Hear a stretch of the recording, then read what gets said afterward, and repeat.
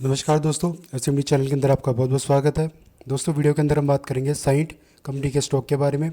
जैसे कि आप अपनी स्क्रीन पर देख पा रहे हैं, एक अच्छा अपसाइड मूव हमें इस स्टॉक पर आज देखने को मिला। करीब करीब 5% की तेज़ी के साथ स्टॉक की फाइनल क्लोजिंग 1180 करोड़ पर हमें देखने को मिली है। और दोस्तों, आज इसके क्वार्टर 2 के रिजल्ट आने थे, जो कि आ चुके हैं दोस्तों।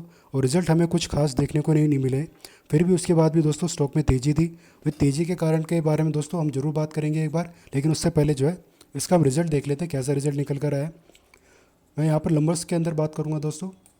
टोटल इनकम सबसे पहले अगर हम देखें तो 18,310 करोड़ हमें देखने को मिल रही है। पिछली बार इनकम थी 17,815, यानी कि टोटल इनकम में बढ़ोतरी हमें देखने को मिली है। वहीं अगर हम देखें टोटल एक्सपेंसिव यानी खर्चा 16,503, पिछली बार था 15,654 का। वहीं अगर हम देखें दोस्तों प्रॉफिट बिफोर टैक्स 1966 देखने को मिल रहा है, पिछली बार था 2136 करोड़ का, यानी कि पिछली बार के मुकाबले थोड़ा सा प्रॉफिट हमें घटता हुआ ही देखने को मिल रहा है। नेट प्रॉफिट भी अगर हम देखें तो 1429 करोड़ हमें देखने को मिल रहा है, पिछली बार था 1574, यानी कि पिछली बार के मुकाबले प्रॉफिट इस बार हमें कम ही आता हुआ देखने को मिल रहा है। टोटल कंपेरेसिव इनकम अगर आप देखें तो 1826 करोड़, पिछली बार थी 2303, यानी कि प्रॉफिट इस बार कंपनी को कम ही आता हुआ देखने को मिला है। फिर भी दोस्तों इतना बढ़िया रिजल्ट तो नहीं कह सकते, लेकिन ठीक ठाक सा रिजल्ट आप मान के चलिए। उसके बावजूद भी आप देख सकते हैं एक बड़ी सी ग्रीन कैंडल बनी, यानी कि अच्छी खासी यहाँ पर बाइंग साइड में पोजीशन बनती हुई हमें देखने को मिली है। तो दोस्तों, अच्छे रिजल्ट नहीं होने के बावजूद ये तेज़ी हमें क्यों देखने को मिली है? तेज़ी का कारण दोस्तों एक अनाउंसमेंट है जो रिजल्ट के साथ हमें देखने को मिली है। आप यहाँ पर देखिए डिविडेंड 16 रुपये पर इक्विटी शेयर, यानी 16 रुपये के हिसाब से डिविडेंड दिया गया है, जो कि इस बार बहुत ही मैसिव डिविडेंड है। पहली बार इतना डिविडेंड दिया जा रहा है कंपनी की तरफ से। इससे पहले अगर हम देखें दोस्तों, जो जुलाई के टाइम पे जब इसका रिजल्ट आया था, इन्होंने कितनी डिविडेंड की अनाउंसमेंट करी थी आप देख सकते हैं। तब 14 रुपये की डिविडेंड की अनाउंसमेंट कंपनी की तरफ से करी गई थी, यानी कि पिछली बार के मुकाबले 2 रुपये एक्स्ट्रा डिविडेंड दिया गया है। और क्वार्टर 1 में भी डिविडेंड हमें आता हुआ देखने को मिला है, और क्वार्टर 2 में भी डिविडेंड कंपनी की तरफ से दिया जा रहा है।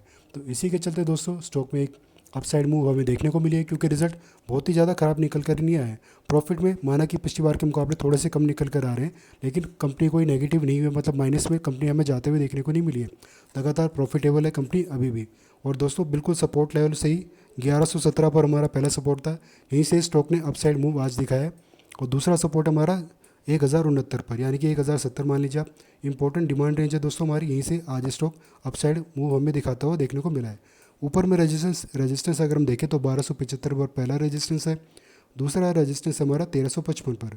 तो दोस्तों अगर आपने आज के दिन यहाँ पर ख़रीदारी कर रखी है, या फिर अगर आपसे ख़रीदारी मिस भी हो गई है, तो दोस्तों एक बार के लिए ऊपर की तरफ तो हमें जाता हुआ जैसे कि दिख रहा है चार्ट पर, लेकिन ऊपर से एक बार हमें हल्की सी सेलिंग देखने को मिल सकती है, यानी कि 1200 के लेवल के आसपास से हल्की सी सेलिंग हमें देखने को मिल सकती है, और दोबारा से अपने सपोर्ट के पास आ सकता है स्टॉक। तो अगर आपने स्टॉक में ख़रीदारी नहीं करी है और आप इसमें ख़रीदारी करना चाहते हैं, तो दोस्तों क्या स्ट्रेटेजी हम यहाँ पर अपनी बाइक साइड में लेकर चल सकते हैं, ये डे चार्ट है। मैं आपको पहले बता दूँ, स्टॉक अगर दोबारा से अपने सपोर्ट या दोनों सपोर्ट के बीच में हमें देखने को मिलता है, और RSI हमारा दोस्तों 25 से लेकर 35 की रेंज के बीच में होना चाहिए। ये दो कंडीशन जब हमारी फुलफिल हो जाएंगी, तब हम अपनी बाइक साइड में पोजीशन बना सकते हैं। लेकिन दोस्तों जब ये दो कंडीशन हमारी पूरी होंगी, तब एक मोस्ट इंपॉर्टेंट चीज़ वो है दोस्तों कैंडलस्टिक पैटर्न। उसको भी हम जरूर यूज़ करेंगे डे चार्ट के ऊपर। डे चार्ट के ऊपर दोस्तों जब हमारी पहली दो कंडीशन पूरी हो जाएंगी, तो कोई बुलिश कैंडलस्टिक पैटर्न यहाँ पर बनना बहुत ही ज़रूरी है।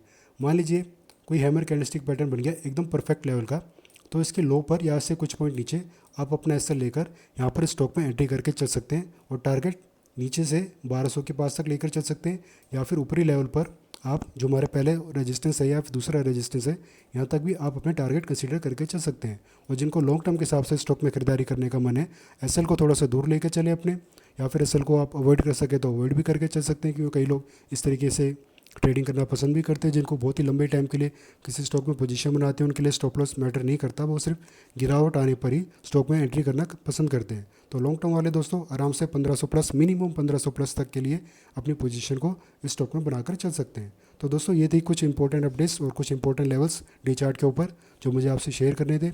अगर दी गई जानकारी अगर आपको थोड़ी बहुत भी यूज़फुल लगी हो, अच्छी लगी हो, तो वीडियो को लाइक करना, चैनल को सब्सक्राइब करना। धन्यवाद।